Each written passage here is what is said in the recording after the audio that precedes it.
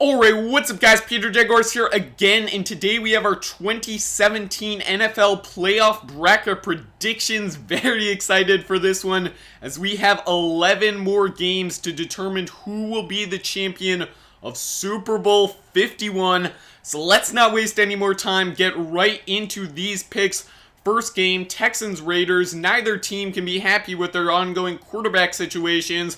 The Texans will have Brock starting, disappointment in free agency, that big contract with Tom Savage's concussion. He'll be stepping in for this one. And Connor Cook will be starting for Oakland as Derek Carr and Matt McGloin both out with their injuries. And while the Raiders had a much better record during the season, the Texans won their division. They get the home field advantage here. And Donald Penn is going to be sitting out, which is unfortunate for Oakland. They're going to have trouble protecting on the edges, and Cook is going to be under a lot of duress, I feel like. Not sure that he's ready. This is his first NFL start. I liked him at Michigan State, but with all the pressure and that sort of stuff, Houston's home field, I think they will be able to squeak out a victory in what probably will be a low-scoring affair. The other initial matchup on the left side of our bracket is Steelers-Dolphins, and Miami can't be happy with their QB situation either. Tannehill not available for this one, so it is Matt Moore, who has done a pretty solid job filling in, but he's not as good a scrambler, probably not as comfortable leading that team, and the Steelers are favored by about 10 points here. This is probably the most lopsided game of the wild card round, and I am going to roll with Pittsburgh. Green Bay, New York gives us a look at two more experienced playoff quarterbacks, two guys who have in fact won Super Bowls, and Aaron Rodgers made that bold claim that the Packers would run the table to finish the season. They were able to do it, 6 straight victories. It got them the NFC North title. That gives them home field for this matchup. And I think it is going to be tough for New York to come into this one. Both teams are familiar with the cold weather climate, and I'm not sure that Green Bay will have an answer for Odell Beckham, but still, this could turn into a shootout, and I am going to back Rodgers to advance on. The Lions have to feel like they're almost hanging on at this point. They did earn a playoff berth, but only in that final 6 seed. The run game is not looking good right now, and although Stafford has had a career year, it's going to be challenging for him to do work against the Seahawks defense. I think the Seahawks will have trouble protecting Russell Wilson, and that has been a concern. They're not paying those offensive linemen a lot, and they don't have much talent up there, but still, pretty solid team at CenturyLink. I will take them to move on to the divisional round. It's worth noting that if one of the 6 seeds upsets a 3, the bracket does flip around because that lowest seed will play the 1, so Miami would go to New England, Detroit over to Dallas. But that said, I don't think it really matters who's playing at New England in the first divisional game. In fact, I'll say if the Patriots lose their first game in the playoffs, I'll go make you another rap video. You can have fun playing at me and cringing with that. I don't think it's going to happen. They should easily get on to the AFC Championship. Chiefs-Steelers is not as clear to me, though, and giving guys like Justin Houston another week to recover is going to make them a tough force to go and take on. Pittsburgh, though, an experienced playoff team. Ben Roethlisberger knows how to make this type of run. They still have all the weapons. Antonio Brown, Le'Veon Bell, Ladarius Green even starting to get involved. And maybe the Chiefs can hold them a little bit, but still, that's an offense that can put up 20, 30 points on any given day. And Alex Smith probably isn't going to counter them to the same level. So maybe not an obvious game, and it could go either way. But I am going to take Pittsburgh to move on as well. The Cowboys might not truly be America's team, but I'd say that a lot of guys are loving their 2 young rookies, Dak Prescott and Ezekiel Elliott, who are putting in tons of work offensively. And we shouldn't forget about the improved defense either. Part of it is due to staying more healthy. Guys like Sean Lee able to fly around the field and do all that good stuff. But 13-3. What a season they have put together, especially with some of that youth. That said, Green Bay, I really do like teams that are able to catch fire at the end of the season. That's exactly what they've done. They can get more momentum with a wild card victory. Would have to go into Dallas for this one, and that does make it a little bit tougher. But these teams played earlier in the year, and it was about 4 turnovers for the Packers. In fact, 3 of those fumbles that sort of turn the tide in the matchup. Those are a little bit more random, and I feel like that game could have gone either way. So we are going to take the Packers in the upset here, albeit in a close one.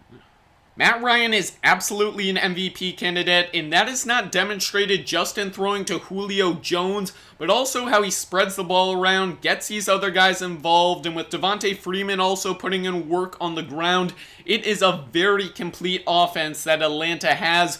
The Seahawks might be able to neutralize it a little bit more if Earl Thomas was available, but of course that broken leg, and let's not underestimate how much it hurts them for him to be gone. He's probably a future Hall of Fame free safety. You stick someone else in center field, it is not the same Seahawks defense. They are very personnel reliant. The schemes aren't anything that special.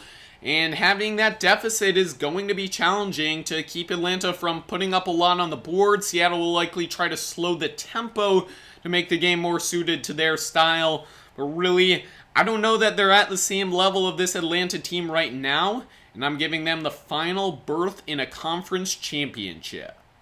Now, if this all goes the way I have it drawn up, New England still won't have faced a true test.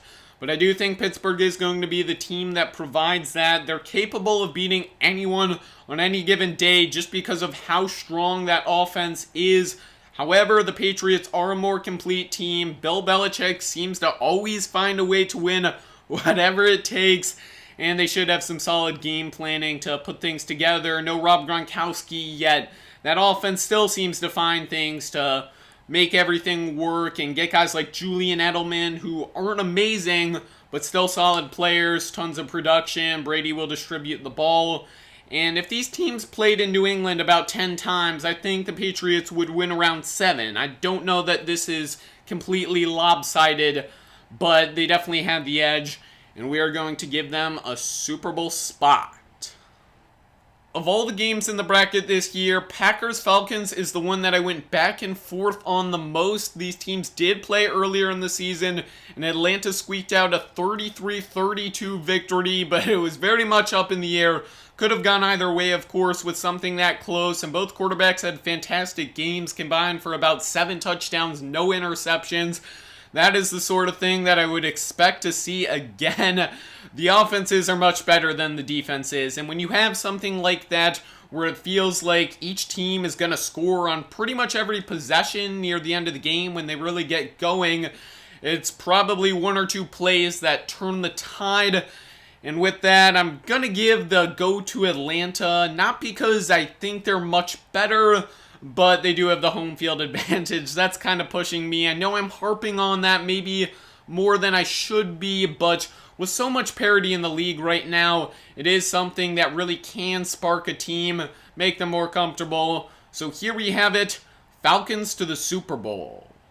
Finally, the big game, Super Bowl 51. We have Patriots-Falcons. I went back looking for a reference point.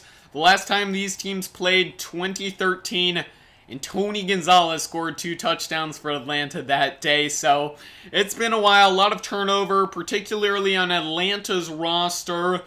And both of these teams have had good seasons, so we need something kind of looking closer. The Patriots 14-2, only one of those losses when Brady was in. It was a 7-point loss to Seattle. And the Falcons, a good season. They dropped a few close games, which aren't too concerning at this point because you got the 2 seed bye week. Make it to the Super Bowl, it doesn't really matter what you've done at that point. So throw everything out the window. How do these 2 teams look? Tom Brady, probably a little bit better than Matt Ryan. Rest of the Falcons' offense, somewhat stronger. Patriots' defense, I would give them a slight edge. They stack up pretty closely. I do have to give the edge in the end to the New England Patriots. They are my pick for Super Bowl 51. So there you have it, our full bracket prediction. Patriots to win the Super Bowl. Tom Brady, the MVP of that game. Good luck to everyone who is supporting one of these teams in the playoffs. I wish my Jags were here. It's been a while. Maybe going to have to wait a bit longer. But thank you for watching. Enjoy all these NFL games. Spike the likes if you enjoyed this video and the prediction. And I'm out. Peace.